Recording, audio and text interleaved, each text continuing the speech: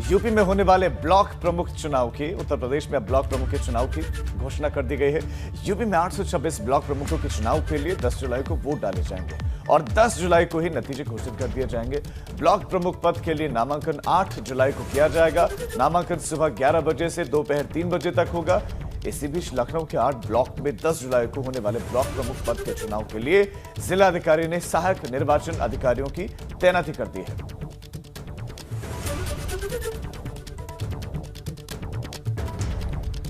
आइए इस चुनाव के बारे में और विस्तार से जानकारी लेते हैं। लखनऊ से हमारे सहयोगी अनुभव शुक्ला इस वक्त हमारे साथ सीधा कनेक्ट है। अनुभव, आप जिला पंचायत अध्यक्ष पद के चुनाव हो गए और उसमें सत्ताधारी पार्टी ने अपना जो प्रभुत्व था वो साबित किया, अपनी ताकत को साबित किया, जबरदस्त जीत हासिल की और उस पर विपक्ष ने तरह तरह के हमले किए, वो सब हमने देखा है। अब ब्लॉक प्रमुख पद के चुनाव होने हैं, 826 पद हैं और नामांकन होगा और मतदान के दिन ही मतगणना भी होगी।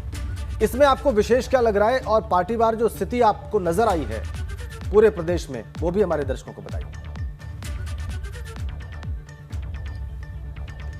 देखिए राजन, विशेष तो यही है कि जितनी तेजी के साथ राज्य निर्वाचन आयोग ने इस चुनाव की घोषणा की, क्योंकि अभी ये जो बीडीसी के जो प्रमुख हैं उनका जो कार्यकाल है वो सितंबर तक है, 17 सितंबर तक। लेकिन जैसे ही आप देखिए जिला पंचायत अध्यक्ष पद का चुनाव खत्म हुआ, नतीजा है, उसके तुरंत बाद कल जो इन्होंने घोषणा की है, यानी 5 तारीख को घोषणा की जाती है कि 8 तारीख को नामांकन होगा, 9 तारीख को नाम वापसी होगी, 10 तारीख को चुनाव हो जाएगा।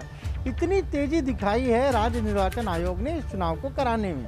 और दूसरी तरफ अगर कहें तो बीजेपी की अगर बात करें तो उसने अपनी रणनीति तैयार कर ली है। पहले से ही लगातार वो डिस्कशन कर रहे थे, हर जिले से, हर ब्लॉक से उनके 2-2 पैनल आए हुए हैं कि कौन वहाँ पर लड़ सकता है, कौन ज़्यादा मजबूत कैंडिडेट है। और कुल 826 ब्लॉक प्रमुख चुने जाएंगे। लेकिन जब आपको याद होगा जब चुनाव हुए थे बीडीसी के, तब 1,64,000 से ज़्यादा पदों पर इलेक्शन हुए थे और अब उनके प्रमुख को चुना जाना है। तो बीजेपी की अपनी तैयारी है, समाजवादी पार्टी भी जिले स्तर पर अपनी तैयारी कर रही होगी, जाहिर सी बात है। लेकिन जिस तरीके से जिला पंचायत अध्यक्ष के पद में हुए जो चुनाव, उसमें समाजवादी पार्टी को कहीं ना कहीं हम कहें तो मात मिली है। अब शायद उसे अपनी रणनीति बदलने की ज़रूरत है। पहले क्या हुआ, पहले उन्होंने ज़िले से एक कमेटी वहाँ बनाई, उन्होंने आपसी सामंजस्य बनाया और जो पैनल ने नाम भेजा उसी को टिकट दे दिया गया। खासतौर से ज़िले की भूमिका ज़्यादा महत्वपूर्ण रही। पर नतीजे क्या रहे, 67 पर तो बीजेपी जीत गई, समाजवादी पार्टी 5 और अपने एक सहयोगी के साथ मिलाकर कुल 6 सीटें जीत पाई। तो हो सकता है कि इसको लेकर थोड़ी रणनीति चेंज करें, यानी वहाँ अगर मान लीजिए किसी ब्लॉक में 2 या 3 मजबूत लोग हैं तो उनमें से नाम आए और पैनल पे फिर यहाँ चर्चा हो, उसके बाद ये तय हो कि कौन वहाँ पर चुनाव लड़ेगा।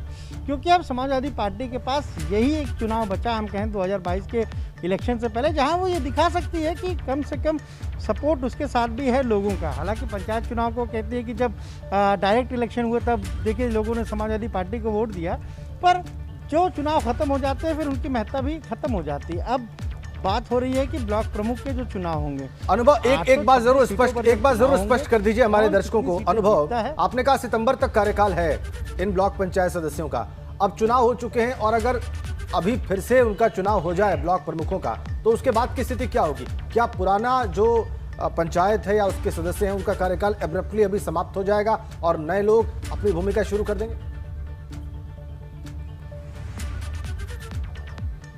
देखिए बिल्कुल, क्योंकि वो तो बढ़ाया हुआ कार्यकाल है और वो इसीलिए बढ़ाया गया था कि जब कोविड की वजह से इलेक्शन नहीं हो पा रहे थे तब एक समय सीमा तक उनके कार्यकाल को बढ़ा दिया गया था। तो वो समय था, उस समय के बीच में कराना था। लेकिन हाँ, ये माना जा रहा था कि ये इलेक्शन जो है वो जुलाई के आखिरी तक होंगे, पर अब पहले हफ्ते में ही समाप्त हो जाएंगे ये इलेक्शन। अगर हम देखें तो 8 तारीख से नॉमिनेशन शुरू हो जाएगा।